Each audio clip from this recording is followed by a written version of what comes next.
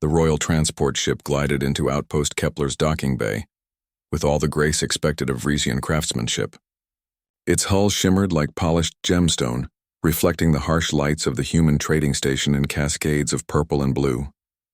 Inside the station's observation room, Taman wiped grease from his hands and watched the ship settle onto its landing struts. Another fancy vessel for him to fix, he thought. Another group of aliens who would look down at him while he worked. Princess Nala sat in her private chamber aboard the transport, staring at her reflection in the crystalline wall. Her skin had the same translucent quality as all Vrisians, with veins of light that pulsed gently beneath the surface. She was beautiful by any standard, even her own people's exacting ones. But beauty meant nothing when you were broken inside. The rejection still burned in her mind. Lord Kavrin of the Northern Reaches had seemed different from the others. He had smiled at her, spoken kindly, even held her hand during the formal greeting. Then his attendants had whispered in his ear about her condition, and everything changed. The smile became forced. The kind words stopped. By evening, he had departed without explanation, leaving only a formal letter expressing his regrets. She was defective. That was the word they used when they thought she could not hear. Freshens communicated through telepathy, their thoughts flowing between minds like water between connected pools. Every Vrisian except Nala. Her mind was silent, locked away behind walls that no amount of training could break down. She could speak with her voice like the lesser species did, but among her own people that made her practically mute. Her attendant, Hiejin, entered the chamber without knocking. The human woman had served the Vrisian court for 5 years as a cultural liaison, teaching them about human customs and helping translate when needed. She was one of the few people Nala could speak with normally. "We've arrived at Kepler Station, Your Highness," Hiejin said, bowing slightly. "The station master sends his greetings and asks if you require anything." "I require nothing," Nala said quietly. "How long until we depart?" "That depends on the repairs, Your Highness. The chief engineer detected a problem with the fusion core during our approach. It needs immediate attention." Nala nodded, not really caring. One station was like another. One day was like the next. Her father had sent her on this diplomatic tour to show her to potential suitors across the galaxy. But she knew the real reason. He wanted her away from the homeworld, away from the court where her defect embarrassed the royal family. This tour was exile dressed in diplomatic clothes. Taman received the work order an hour later. Frisian royal transport, fusion core destabilization, priority repair. He sighed and grabbed his toolkit. These fancy ships were always more trouble than they were worth. Too many unnecessary systems, too much decoration, not enough practical engineering. He made his way through the station's corridors to the docking bay. Kepler Station was not large or impressive. It served as a refueling point and trading post on the edge of human space, where different species met to exchange goods and information. Taman had worked here for almost 10 years, fixing every type of ship imaginable. He preferred it this way, far from Earth and its crowded cities, where he could focus on engines and circuits instead of people. The Vrisian guards at the transport entrance looked at him with barely concealed disdain. He was used to that. Most alien species viewed humans as crude and primitive, useful for manual labor but not much else. Taman did not care what they thought. He had a job to do. "I'm here to fix your fusion core," he said simply. One guard nodded and stepped aside, allowing him to enter. The interior of the ship was even more elaborate than the outside, all flowing curves and embedded lights that pulsed in patterns he could not understand. Probably telepathic signals, he thought. Everything Vrisians did involved their telepathy. He found the engine room and got to work. The problem was not complicated once he traced it down. A regulator had degraded, causing fluctuations in the core's magnetic containment. Sloppy maintenance, probably by technicians who cared more about the ship's appearance than its function. While he worked, he heard footsteps behind him. Light, hesitant footsteps. "You are the mechanic?" a female voice asked. Taman glanced over his shoulder. A Vrisian woman stood in the doorway, dressed in simpler clothes than he expected for someone on a royal ship. Her skin glowed softly in the dim engine room light. "Yes," he said, turning back to his work. "This will take a few hours. The part needs to be replaced. May I watch?" The question surprised him.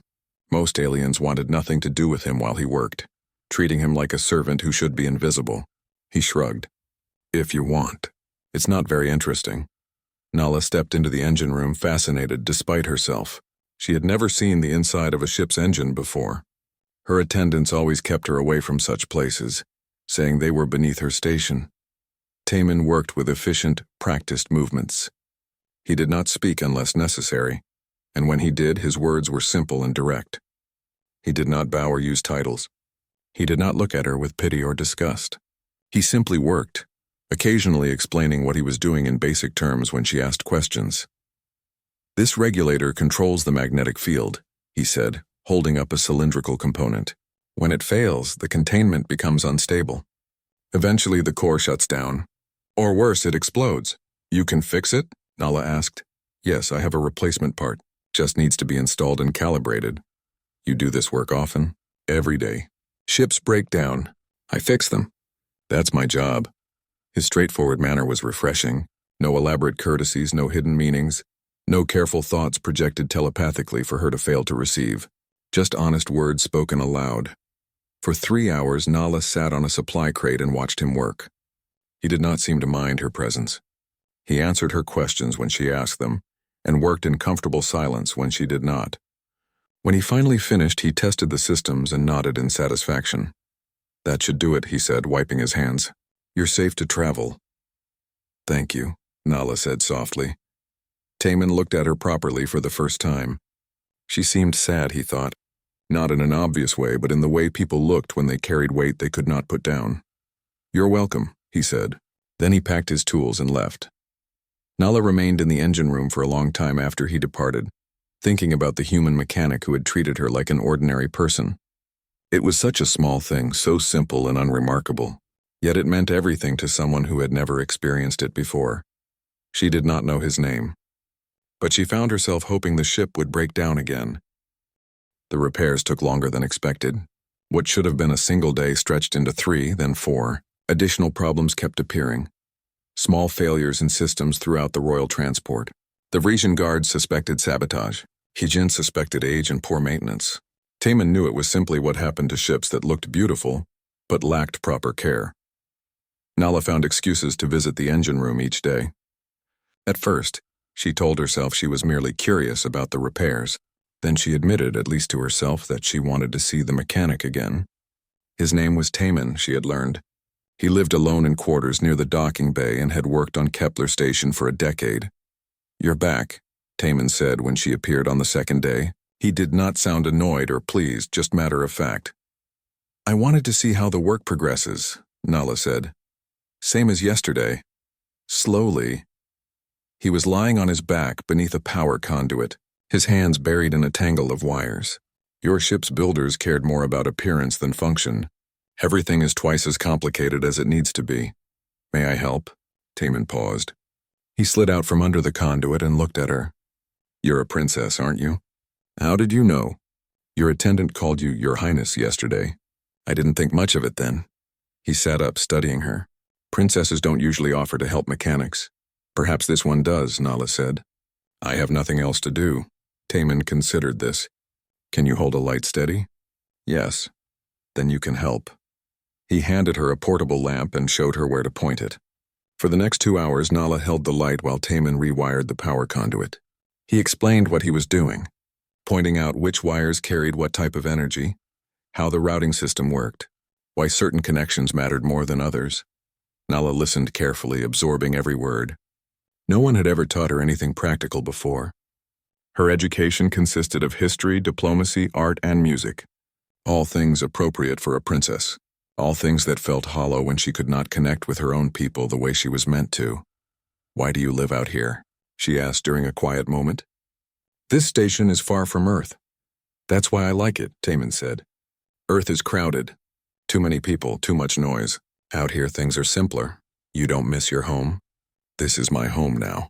He connected 2 wires and checked the connection. I left Earth when I was 23. Joined a colony ship heading for the frontier. Decided I liked space better than planets. Been working on stations ever since. That must be lonely. Taman shrugged. I prefer quiet. What about you? Why are you traveling so far from your homeworld? Nala hesitated. She had never told anyone outside the court about her condition, about the real reason for her tour, but something about Taemin's straightforward manner made her want to be honest. "I am looking for a husband," she said quietly. "My father sends me to meet potential suitors across the galaxy. Any luck?" "No, they all reject me when they learn the truth." "What truth?" Nala lowered the light slightly. "I cannot use telepathy. All Vresians can connect their minds, share thoughts, feel each other's emotions, except me. My mind is silent, broken. It makes me unacceptable as a marriage partner." Taemin was quiet for a moment, processing this information. "That seems like a stupid reason to reject someone," he finally said. The simple statement made Nala blink in surprise. "It is who we are as a species. Telepathy defines us. Without it, I am incomplete. You seem complete to me. You can talk, think, hold a light steady. Those are useful skills. You don't understand. Among my people, speaking aloud is what children do before they develop telepathy.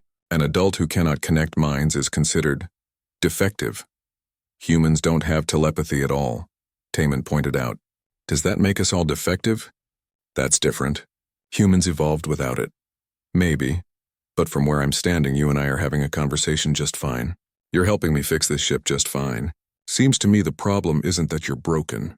The problem is that everyone around you is focused on what you can't do instead of what you can do." Nala had no response to that. No one had ever put it that way before. She held the light steady and thought about his words. On the third day, alarms began blaring throughout the station. A massive solar flare from the nearby star was heading directly toward Kepler. The station's shields could handle normal stellar radiation, but a flare this large would overwhelm them. Every ship in the docking bay began emergency departure procedures, trying to get far enough away before the radiation hit, except the Royal Transport. Its engines were still partially disassembled. Taemin sprinted toward the station's main power control room, his mind already calculating what needed to be done. The shields required more power, much more than the reactors currently provided. He needed to reroute everything non-essential, boost the output, and pray the system could handle the overload. Nala ran after him, ignoring Hyejin's shouts to return to the transport's shielded interior. She found Taemin in the control room, his hands flying over multiple control panels at once. "What can I do?" she asked. "I need to manually override every power junction in the station," Taemin said without looking up. "There are 63 of them. I can't reach them all in time." "Show me how." He pulled up a schematic on a secondary panel highlighting the junctions. "Press this button, wait for the green light, press this one. Do it in order. Don't skip any." "I understand." They worked frantically, Taemin on one side of the station's systems, Nala on the other. She followed his instructions exactly, her hands steady despite her fear. The station shook as the first edge of the solar flare hit the shields. Power fluctuated wildly. Lights flickered. The air grew hot as cooling systems struggled. 47, Taemin counted. 48. Come on, come on. Nala's panel sparked and she jerked her hand back. Burns marked her palm, but she ignored them and kept working. 52, she called out. 53. The shields groaned under the assault. Warning klaxons screamed. The station's artificial gravity wavered, making them stumble. But they kept going, junction by junction, rerouting power to where it was needed most. Last one, Taemin said. He slammed his hand on the final override. The shields flared brilliant white, holding against the massive wave of radiation. For 30 seconds that felt like hours, the station trembled on the edge of failure. Then the flare passed, the radiation levels dropped, and the shield stabilized. Taemin collapsed against the control panel, breathing hard. Nala sank to the floor, her injured hand throbbing. They had done it. The station was safe. You okay? Taemin asked, noticing her burned palm. Yes. It's nothing. He grabbed a medical kit from the wall and knelt beside her, carefully treating the burn. His hands were gentle despite their calluses. You did good work, he said. Real good work. I couldn't have done it alone. Those simple words of praise hit Nala harder than any elaborate compliment she had ever received. Someone valued what she could do. Someone needed her help and was grateful for it. Not because she was a princess, but because she had worked hard and succeeded. Thank you, she whispered. Taemin finished bandaging her hand. We should probably get you back to your ship. Your attendants are probably worried. They walked back to the docking bay in comfortable silence. At the transport entrance, Nala paused. Taemin? Yeah? Thank you for treating me like a person. He looked confused. What else would I treat you like? Most people see a defective princess. You just see someone who can hold a light steady and press buttons in the right order. Taman thought about this. Being able to do useful things matters more than having fancy abilities you can't use. That's just common sense. Common sense. Such a simple concept. But it was something her entire civilization seemed to lack. Nala returned to her chambers that night with a bandaged hand and something she had not felt in years. Hope. The repairs were finally complete. 7 days had passed since the royal transport arrived at Kepler Station. 7 days that felt both too long and too short. Nala spent most of that time in the workshop or engine room, learning about ships and systems and the practical work that kept the galaxy running. Taman taught her without judgment, treating each question as valid, each mistake as a learning opportunity. Yejin watched this growing connection with concern. On the 6th day, she pulled Nala aside in private. "Your Highness, I must speak plainly," Yejin said. "You're spending too much time with the mechanic." "I'm learning useful skills," Nala replied. "You're developing feelings for him. I can see it. And it can't end well. You're a princess of the Vretian Empire. He's a human mechanic on a frontier station. The gap between you is impossible to cross. Perhaps I don't care about gaps anymore. Your father will care. The court will care. Your people will never accept a human as your consort, especially given your condition. They barely tolerate your existence as it is. This attachment will only bring you pain." Nala knew Yejin was right. She knew it was foolish to feel what she felt, but for the first time in her life, someone made her feel valued for who she was, not who she was supposed to be. That was worth any amount of future pain. "I understand your concern," Nala said quietly, "but I have so little time before we leave. Please let me have this." Yejin sighed but nodded. She had served the Vresian court long enough to recognize when someone was beyond convincing. The departure was scheduled for the next morning. Nala's attendants prepared the ship, loading supplies and running final system checks. Everything was ready. The next stop on the diplomatic tour was a world in the Kelvin systems, where a wealthy trade magnate had expressed interest in meeting her. Another potential suitor. Another inevitable rejection. Nala couldn't bear the thought of it. The endless cycle of hope and disappointment. The careful smiles that would collapse when they learned the truth about her. She had endured it for 3 years now. Visiting world after world. Meeting alien after alien who found her beautiful until they discovered she was broken. That evening, she slipped away from her attendants and made her way to the station's observation deck. It was a small room with a large window that looked out into space. The nearby star bathed everything in orange light. Dozens of other stars scattered across the black like thrown diamonds. She pressed her hand against the cold glass and let herself cry. Not the careful, controlled tears appropriate for royalty, but deep, wrenching sobs that came from a place she usually kept locked away. She was so tired. Tired of pretending everything was fine. Tired of being alone in rooms full of people. Tired of being incomplete. "Are you okay?" Nala spun around. Taman stood in the doorway looking uncomfortable. He held a datapad in one hand, probably doing his usual evening inventory check. "I'm fine," she said quickly, wiping her eyes. "You don't look fine." He stepped into the observation room, setting the datapad aside. "What's wrong?" "Everything, nothing, it doesn't matter." "It matters if you're crying." Nala laughed bitterly. "Why? Why would it matter to you? I'm just another customer. After tomorrow, you'll never see me again." Taman was quiet for a moment. Then he moved to stand beside her at the window, looking out at the stars. "I'm not good with emotional stuff," he said. "Never have been. But I know what lonely looks like. I see it in the mirror sometimes. You have your work, your station, a place where you belong. Maybe. But belonging to a place isn't the same as connecting with people." He turned to look at her. "Why are you really crying?" The question, asked so directly, broke something inside her. The words poured out. She told him everything. About being defective since birth. About the shame she brought her family. About the endless parade of suitors who smiled until they learned the truth. She told him about the upcoming meeting with the trade magnate. About how she already knew how it would end. About how she couldn't bear another rejection but had no choice in the matter. "Everyone says I should be grateful," she said. "I'm royalty. I have wealth, status, luxury, but what good is any of it when you're fundamentally alone? When the one thing that defines your species is the one thing you can never have. I've spent my entire life surrounded by people whose thoughts flow together like water, while I'm trapped behind walls I can't break down. Do you know what that's like? To be the only silent mind in a sea of voices you can't hear? No, Taman admitted. I can't understand exactly what that feels like. But I know what it's like to be different. To not fit in. To watch everyone else connect in ways you can't. At least humans are all the same. You're not alone among your own people. Being the same doesn't mean connecting.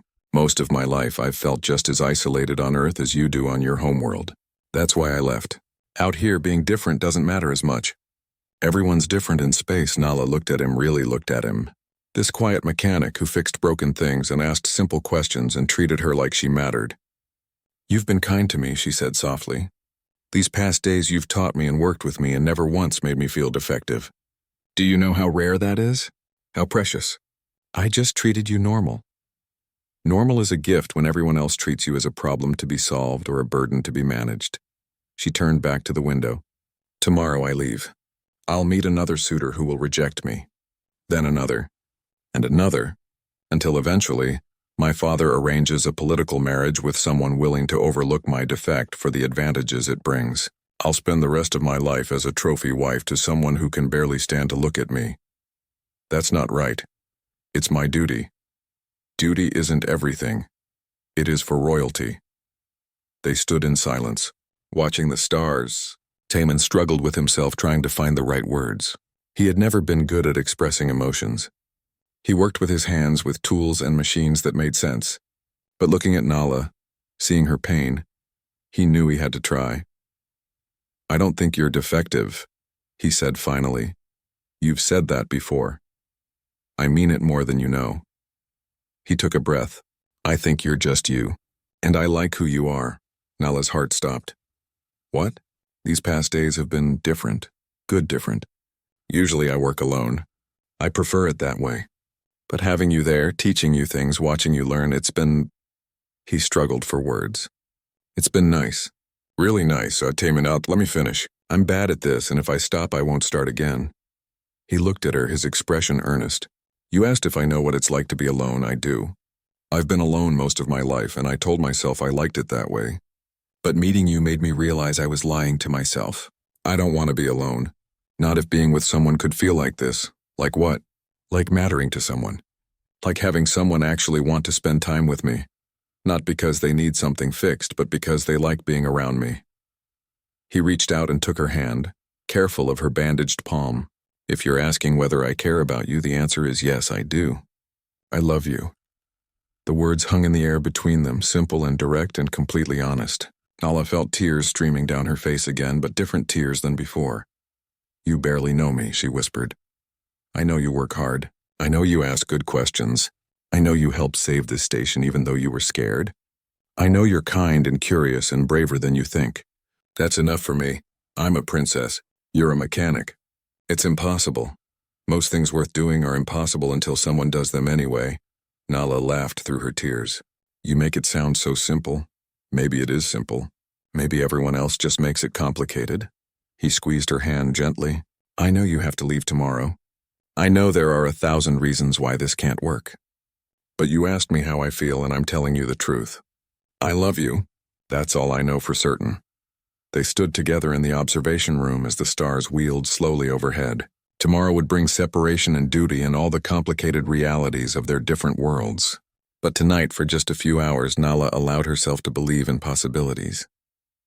She leaned against Taman's shoulder, and he wrapped his arm around her, and they watched the universe turn in comfortable silence. For the first time in her life, Nala understood what it meant to be truly connected to another person. Not through telepathy or shared thoughts, but through something simpler and deeper. Through honest words, through touch, through the simple act of being present together. When dawn came and reality returned, she would have to leave. But she would carry this night with her, a memory of what love could feel like when it was offered freely and accepted completely. It would have to be enough. 3 weeks had passed since Nala left Kepler Station. 3 weeks that felt like 3 years. She went through the motions of her diplomatic tour, smiling when required, speaking pleasantries when necessary, and dying a little inside with each passing day. The meeting with the trade magnate had been a disaster. His name was Voran, and he controlled shipping routes through half the Kelvin systems. Wealthy, powerful, and interested in a political alliance with the Vrisian Empire, he had welcomed Nala with elaborate ceremony, showing off his vast estates and extensive art collections. For 2 days, everything seemed promising. Then, as always, someone told him about her condition. Nala saw the change in his expression, the subtle step backward, the way his eyes suddenly looked past her instead of at her. He remained polite, but the interest was gone. On the 3rd day, during a formal dinner with his business associates, he made his position clear, loudly, publicly. "The princess is lovely to look at," Voran announced to the assembled guests, his voice carrying across the banquet hall. "But beauty fades, and what remains? A Vrisian who cannot connect minds is like a ship without an engine. Decorative perhaps, but ultimately useless. I require a partner who can enhance my standing, not diminish it." The humiliation burned worse than any physical wound. Nala maintained her composure through the rest of the dinner, smiled through the formal goodbyes, and waited until she was safely back on her transport before allowing herself to break down. Hyejin found her curled on her bed, sobbing into the crystalline sheets. "Your Highness, I'm so sorry," Hyejin said softly. "Voran is a cruel man. His words mean nothing." "His words mean everything," Nala replied, her voice muffled. "They're the truth. I am useless to my people. Decorative, but ultimately without value." "He just said what everyone else thinks. That's not true, isn't it? Name one person who values me for who I am." Hyejin was quiet for a moment. Then she said, "The mechanic, Taemin." Nala's tears came harder. She had tried not to think about him, tried to accept that their brief connection was just a beautiful moment in an otherwise dark life, but his absence was a constant ache, made worse by the knowledge that he was the only person who had ever made her feel whole. "He's half the galaxy away," Nala whispered, "and I'm trapped in this life." The news of Voran's rejection reached the Vrisian homeworld within days. The Emperor was furious. 3 years of diplomatic tours, dozens of potential suitors, and not a single successful match. His daughter had become a liability, an embarrassment to the royal family. He sent a message to Nala through official channels. She was to return home immediately. A marriage would be arranged, negotiations already underway. The groom was a Vrisian military commander named Deho, from a powerful family with extensive political connections. He was willing to accept Nala's condition in exchange for a significant dowry and a royal title. It was not a request. It was a command. Nala read the message 3 times, each reading draining more life from her. This was it then. The end of even the pretense of choice. She would marry Deho, live in his household, bear his children if possible, and spend the rest of her life as a political arrangement. Love was never part of the equation. Understanding was not required. She was property being transferred to seal a deal. She accepted it with the numb resignation of someone who had run out of the strength to fight. Meanwhile, at Kepler Station, Taemin was working on a cargo hauler's engine when Hyejin appeared in his workshop. He looked up in surprise. He hadn't seen her since Nala's departure. "I need to speak with you," Hyejin said. She looked tired and worried. Taemin set down his tools. "What's wrong?" "It's about Nala, Princess Nala." Hyejin took a breath. "I'm violating about a dozen protocols by being here, but I can't just stand by and watch this happen." "Watch what happened?" Hyejin told him everything. The disastrous meeting with Voran, the public humiliation, the Emperor's order for an arranged marriage. She pulled up an image on her datapad, showing Taemin the official announcement. Princess Nala was to wed Commander Deho in 6 weeks, in a ceremony on the Vrisian homeworld. Taemin stared at the announcement, feeling something twist in his chest. 6 weeks, Nala would marry a stranger, some military officer who saw her as a political opportunity. She would spend the rest of her life trapped in a loveless arrangement, slowly losing whatever spark of hope she had left. "Why are you telling me this?" he asked quietly. "Because she loves you," Hyejin said bluntly. "She never said it in those words, but I've served her for years. I know what happiness looks like on her face. You made her happy in a way I've never seen before, and now she's given up. She's accepted this marriage because she doesn't believe she has any other choice. She doesn't. She's a princess with duties. I'm just a mechanic. What can I possibly do? I don't know. Maybe nothing. But I had to tell you." I couldn't let this happen without at least giving you the information. Hyejin turned to leave, then paused. For what it's worth, I think you were good for her. You treated her like a person instead of a problem. That's rarer than you might think. After Hyejin left, Taemin sat in his workshop for a long time thinking. The logical part of his mind laid out all the reasons why he should do nothing. Nala was royalty. He had no money, no status, no political connections. Even reaching the Vrisian homeworld would cost a fortune. And what would he do when he got there? He couldn't stop a royal wedding. He couldn't offer Nala anything better than what she already had. But another part of his mind, quieter but more insistent, kept replaying their last night together. Her tears, her pain, her acceptance of a future that would slowly destroy her spirit. He had told her he loved her. He had meant it. And love, real love, meant more than just words in a moment. It meant action. It meant trying, even when trying was foolish. Taemin checked his savings account. 10 years of working on Kepler Station, living simply, saving most of his pay. It was enough for passage to Vrisian space, barely, but it meant giving up everything else. His job, his home, his carefully constructed life. And even if he went, he might fail. Probably would fail. He thought about Nala's face when she learned something new, the concentration in her expression. He thought about how she'd worked beside him during the solar flare, injured but determined. He thought about how she'd looked at him in the observation room, like he was the only real thing in a universe of illusions. The decision made itself. Taemin sent a message to his friend Minjae, a freelance pilot who ran cargo routes through the frontier. They'd known each other for years, trusted each other with their lives more than once. I need a favor, Taemin wrote. A big one. I need passage to the Vrisian homeworld, fast as possible. I can pay, but not much. Minjae's response came an hour later. That's deep in alien territory. Most humans aren't welcome there. What's this about? A woman. A princess. A wedding I need to stop. There was a long pause. Then, you're insane. But I'll fly you, no charge. This sounds like the kind of stupid romantic thing I wish I'd done when I was younger. When do we leave? Now. Right now. Taemin packed a single bag with his few belongings. He wrote a resignation message to the station master, explaining nothing. He checked his tools one last time, running his hands over the familiar equipment. This workshop had been his sanctuary for a decade. Leaving it felt like cutting away part of himself. But Nala was worth more than any sanctuary. He met Minjae at the docking bay an hour later. Minjae's ship was a light freighter called the Dancing Star, fast and well-maintained. Minjae himself was in his 50s, weathered and experienced, with the confident smile of someone who'd seen everything twice. You know this probably won't work, Minjae said as they prepped for departure. I know. You'll likely get arrested, maybe worse. I know that too. And even if you somehow reach her, she might choose the arranged marriage anyway. Duty, family, all that. Then at least she'll know she had a choice. Taemin strapped into the co-pilot seat. Let's go.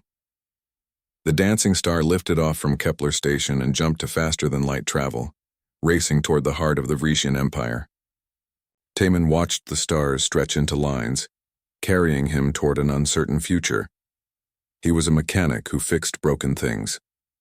Maybe he couldn't fix Nala's situation, but he could at least try to fix the broken promise that all love deserved a fighting chance. The Vrisian homeworld was called Luminara, and it was the most beautiful place Taemin had ever seen. The entire planet seemed to glow from within, its cities built from the same crystalline material as the Vrisian ships, catching and refracting light in impossible ways. Towers reached toward the sky like frozen waterfalls, connected by bridges that looked too delicate to support weight but somehow held. Minjae brought the Dancing Star down at a public landing facility, far from the royal palace. Getting into the city had been difficult enough.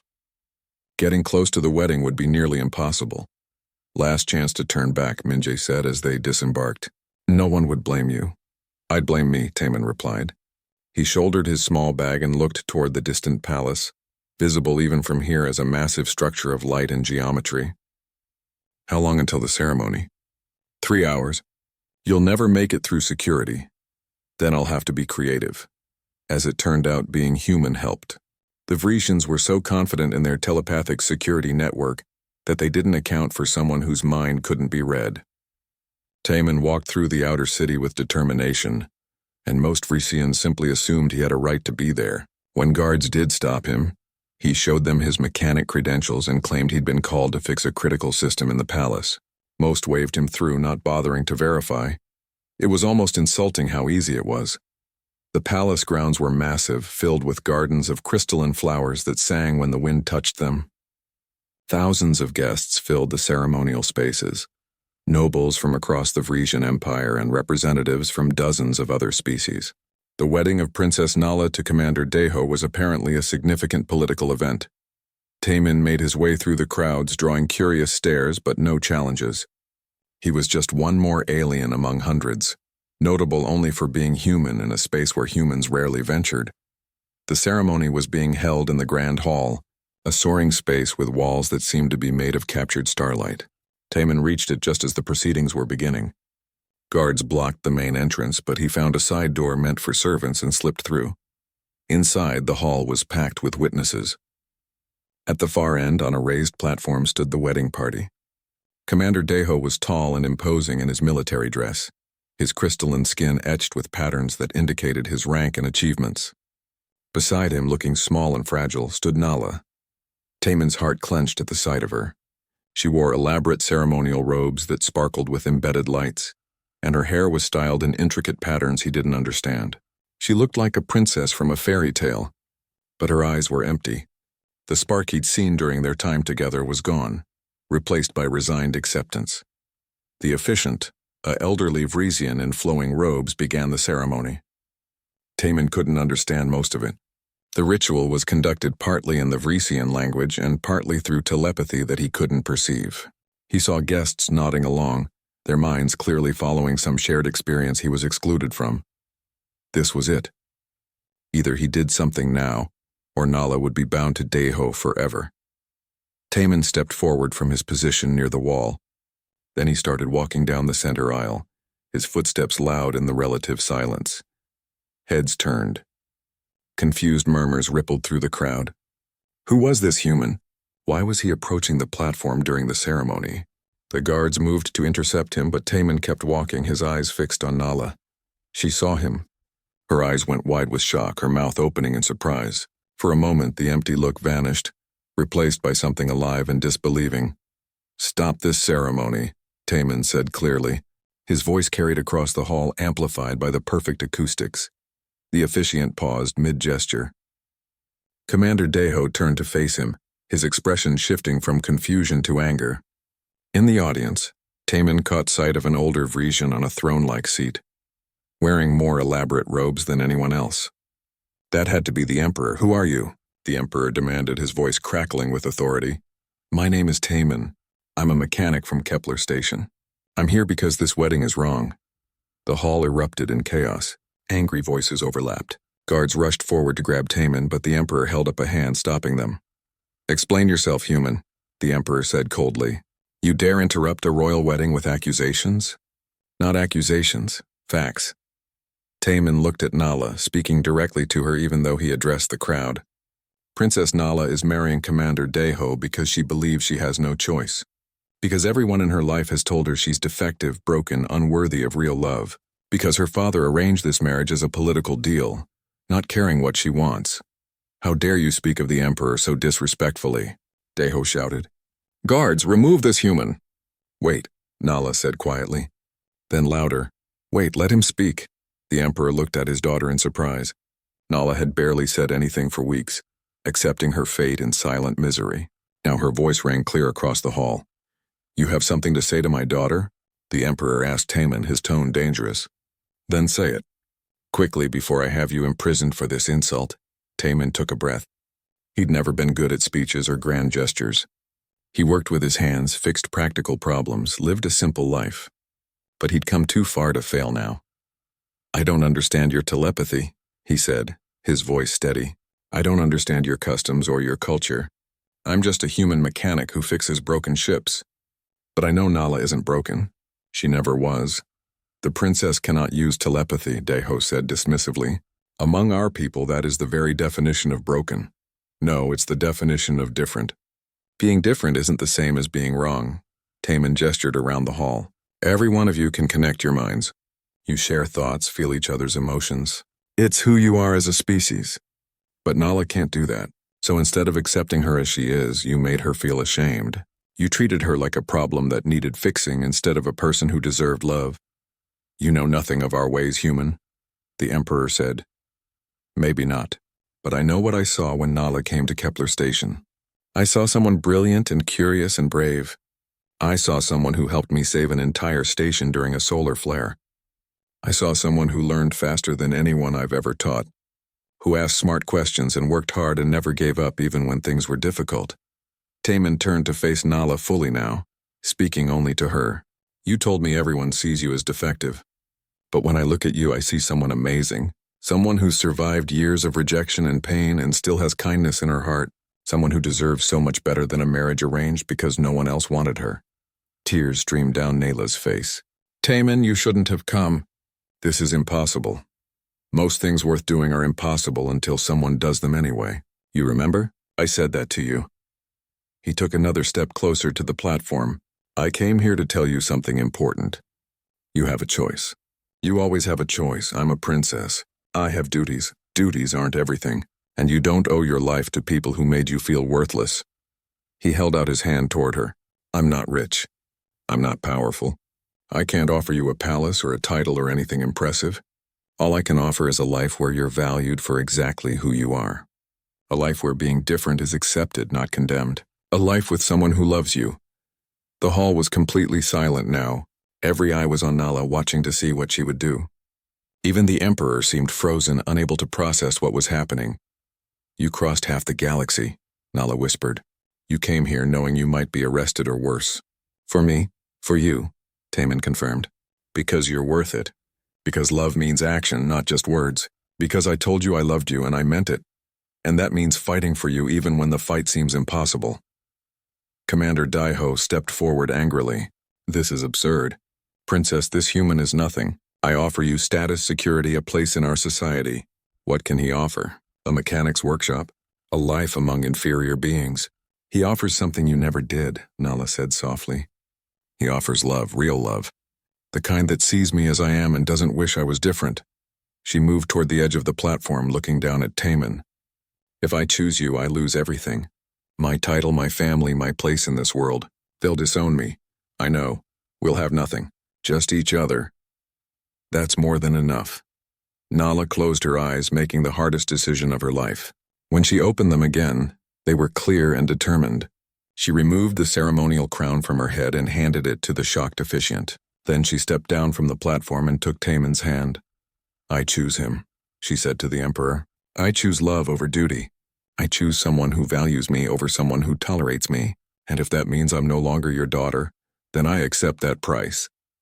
The Emperor rose from his seat, his face a mask of anger and shock. You would throw away your heritage for a human? For a mechanic? I would throw away a heritage that never valued me for a future where I'm free to be myself. The hall erupted in chaos again. Some Vresians shouted in anger, others in shock. Daiho demanded the guards arrest both Nala and Taman. But before anyone could act, something unexpected happened. From the back of the hall, a voice called out, "Let her go."